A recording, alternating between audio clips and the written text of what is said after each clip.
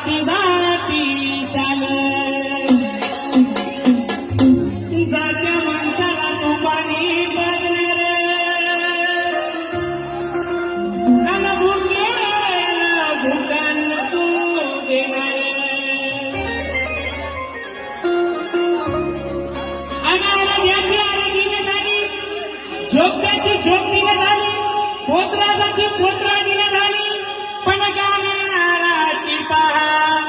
गुरु गोविंद भावीची गाणाराची झाली